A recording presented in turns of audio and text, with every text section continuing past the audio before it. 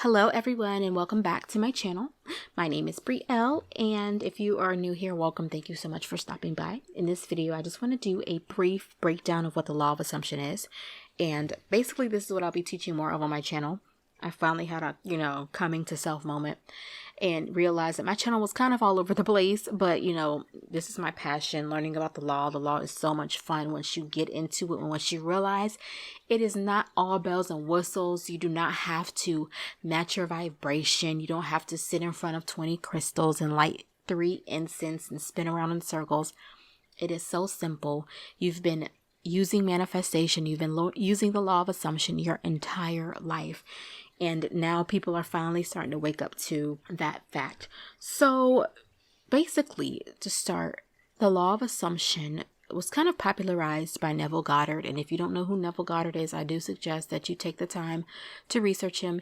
He was a lecturer on this, a master of sorts, or a master period on this. And he was actually taught by a black man named Abdullah, who actually taught him. And I do believe Abdullah needs to get more credit for his work, because without Abdullah, there will be no Neville Goddard, Abdullah, he basically taught Neville Goddard to live in the end.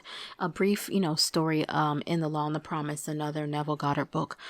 Neville had this deep desire to go back home to Barbados, but he was concerned with his lack of funds. And Abdullah told him, you're already there. Don't worry about how you're going to get there. You are in Barbados. And if you are, in the law of assumption community, you will see that saying a lot. So Abdullah just basically taught Neville to persist and to live in the end. He said, you are in Barbados. You are already at the place in which you desire to be.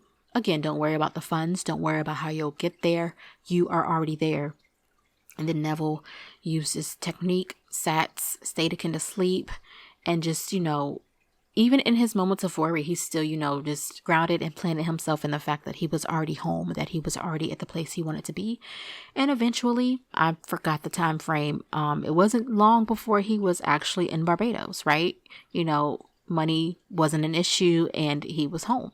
So anyways, that's just a brief gist of it, of Neville and Abdullah, But the law of assumption itself the concept is what you assume, what you believe has to be true, right? You are the only God of your reality. There is no external presence outside of you.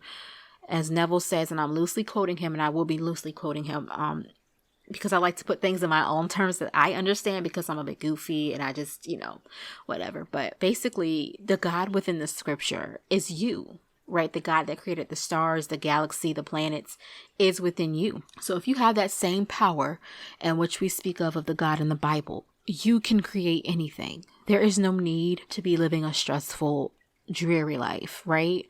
And that's the main concept. That's the main basic law, is that you create in which you dominantly think. And Neville always liked to also say that you create what you desire by simply feeling the wish of what you desire to be fulfilled, right? So that means thinking from the end, because the feeling, it's kind of a bit tricky, a touch and go subject, because people think that, I have to feel happy 24/7. If I'm in love, if I want to be in love, if I desire a perfect relationship, I have to feel that feeling of love 24/7. No, we are human. We are having a human experience. We are gods having a human experience, right? So we don't have to necessarily put those fake emotions in. And that's why I personally have stepped away from law of attraction, because it seemed that was the cornerstone, the main philosophy of law of attraction, is that we have to maintain this frequency 24/7 in order to get what we desire, right? And I'm here to tell you that is not true, because again, we have emotions. Things come up, right? Things in our 3D reality happen to upset us. Let's say, somebody hits your car and you're like, oh shit, excuse my French. But things happen, right? And we're having a human experience. So that notion that we have to be happy 24/7 is crap to me, in my opinion. Anyways, and I go back to the saying that you are God. There is no external source outside of you. And the reason that nothing exists outside of your own consciousness is because, again, you are God. And to change anything within your realm of existence, you have to change your beliefs and assumptions about yourself. Again, that's why it's called the law of assumption. And you just have to assume that in which you are. And the Bible says, and I do like to quote the Bible because Neville does quote from these, but one of my favorite is, speak those things that be not as though they were. And I do believe that ties in wonderfully with the law of assumption. Everything that you experience is a result of your changing consciousness. So Neville definitely teaches that you have to change your assumptions and assume that you are already where you want to be, right? So let's say you have this desire to be wealthy, but deep down you're afraid of money for some reason because you were taught that growing up. Like I know for me, I grew up in an extremely Christian household where I heard a lot of the saying, well, you have to work hard for what you get, right? And then God will give you, what he thinks you deserve, basically. I would always hear that sitting in Sunday school, sitting in church, always hearing, that maybe if I do a good job, then maybe I might get rewarded with what I want. And if not, there's something better. You have to slave so hard. And as a Black woman, as a person within the Black community, I'm always hearing as well, we have to work twice as hard to get what the others have. Going back to the Christian example, money is the root of all evil. Those things are completely false beliefs that are passed down from generation to generation to generation, now being put on our shoulders, right? And I'm so glad that I learned about the law, because I refuse to take any of those beliefs into my current life anymore. Like, the money is the root of all evil. That's been misquoted so many times, because it's in the Bible. People love to just chop and screw shit up. It's for the love of money is the root of all evil. And that in itself is a limiting belief. Money can be good. Money can create happiness. I don't care what anybody says. Okay. I'd rather be rich with problems than broke with problems. Okay. Because at least if I'm rich and wealthy, I don't have to worry about that aspect. Right. So it's just those beliefs that we were taught, that some of us may have been taught. Like I said, going back to, being Black or a person of color, we have heard so many times we have to work twice as hard for what other people have. And that's false in my opinion as well. And I have been reprogramming myself to think that I get it just as easy as anybody else, right? And these are beliefs and affirmations that you can say to yourself. Money is good. Money is so great to have. Money makes me feel comfortable. Money makes me feel at ease. So back to the law of assumption, to conjure up that feeling of what you desire, you just have to pretend that you already have what you want, right? And I'm not saying like go out and spend money that you don't have right now in this present moment. Like if you have like $600 in your account, don't go out and buy something ridiculous. In your mind, simply imagine what it would be like to have said thing. Like for me, I absolutely love purses. So just me going into that mindset of having that, I guess what's the popular bag now? Birkin bag, right? And just feeling it. I go look online to get the pictures and look at it. And then I just imagine what it would smell like, what it would feel like. Having people in my life complimenting, oh my gosh, your Birkin bag is so cute, right? Just things like that. Let's say you want a house. The same process would apply. Imagine taking your family on a tour through your new home, right? And if you want to imagine a home completely from scratch, or go on Pinterest like I love to do. And, imagine yourself hosting. Imagine hearing the words, I love your home. It feels so cozy. It feels so just amazing to be in here. I love it. Imagine yourself hosting for the holidays. That's what I like to do. I like to imagine that my lover's family, as well as my family, we're staying in this beautiful home that we both own for the holidays, and it's just a great time. And you can do this with anything, with money, counting stacks of $1,000 bills. It is just that simple. And it's just getting yourself into the feeling, like, what does it feel like? Even if you can't really visualize. And I do have a visualization exercise coming up within the next day or two. Even if you can't visualize, ask yourself questions. What is it like to have that new home? And then you talk back to yourself, oh, my home is amazing. I love the marble flooring. I love the island countertop. I love the stainless steel refrigerators. And I love the backyard is so wide and so long and large for my dogs. I love that I have an in-ground pool. Get into it. Like, there is no shortage of what you can imagine, because your imagination is the only reality. And that's another concept as well, and I will touch into that. But your imagination is the only reality. So even if it sounds ridiculous, even if you have 20 cents in your account right now, I don't care. Imagine that $1 million in your bank account. And don't worry about the how. And that is one of the main things as well. Going back to Neville Goddard and Abdullah telling him, you are in Barbados. Don't worry about the how. The how is not your problem, right? The how is not your problem. Do not sit here and try to make things happen, because you will stress yourself out even more. Just go to the end. And through these exercises, you will build up the belief and the faith.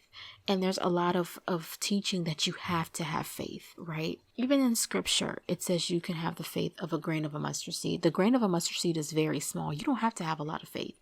Honestly, to start off, you don't even have to have faith at all. But it's just about building that momentum, right? Because at first, if we keep putting these affirmations in our mind is going to reject it at first, especially if we've never had anything as fabulous as what I just described, as grand, as, pretty and upscale, as I just said, like money, a house, an in-ground pool. If you've never had that, your mind is going to be like, oh girl, oh dude, that's totally impossible.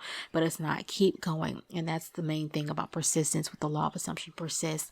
I don't care if, again, you live in a tent in the woods and you can't see yourself in a mansion. Keep saying that to yourself. Keep persisting. And persistence is just so important.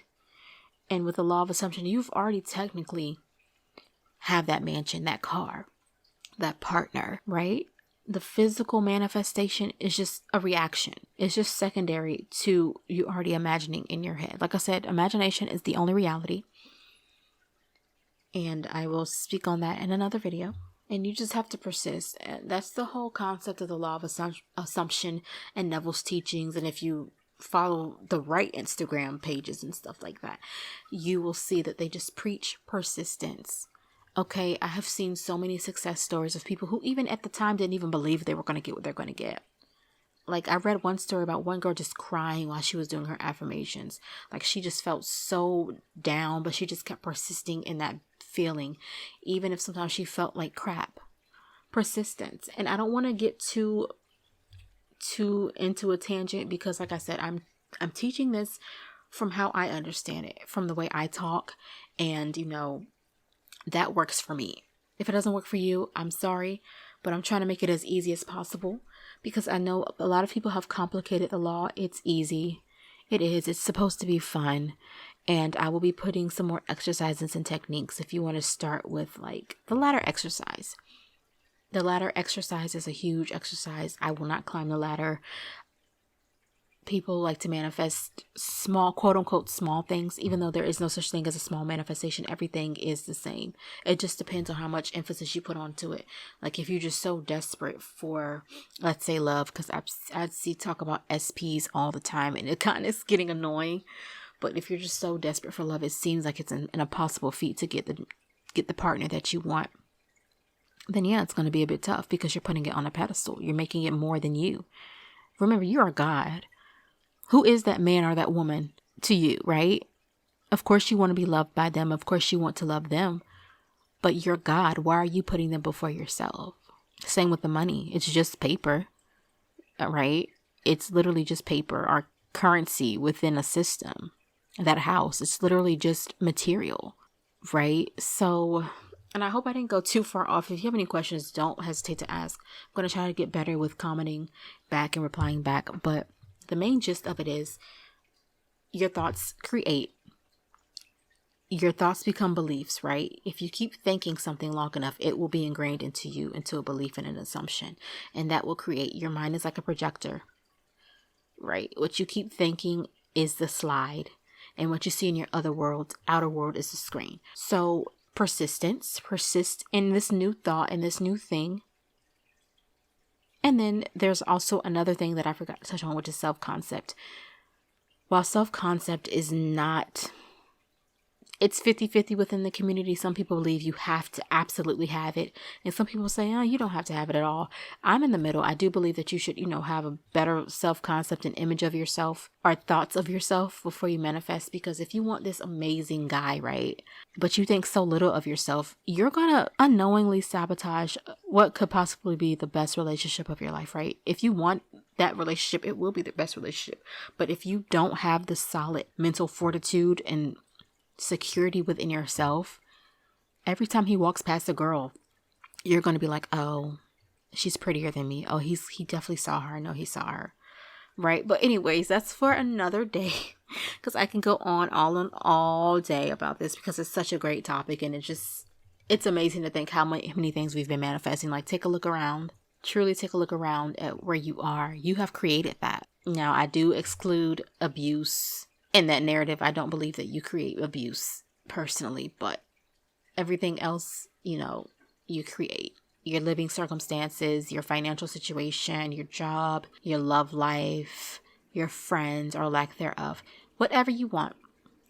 Whatever you have constantly thought, it is now shown up in your reality. And it's okay.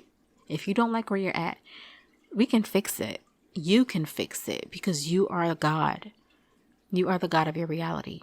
Right? So thank you guys so much for watching. I do apologize if this was a bit long, but the law is just such an amazing topic, and I can talk about it all day. Like, I literally love just looking it up and reading Neville's books and just interacting with others about this. But thank you so much for watching, and I do hope you take the time to read Neville's books and take the time to test it out for yourself. And I will be doing more videos. I'm going to post videos daily just to get momentum back up on this channel. Appreciate you guys so much for watching, and you have a wonderful, wonderful rest of your day. Bye-bye.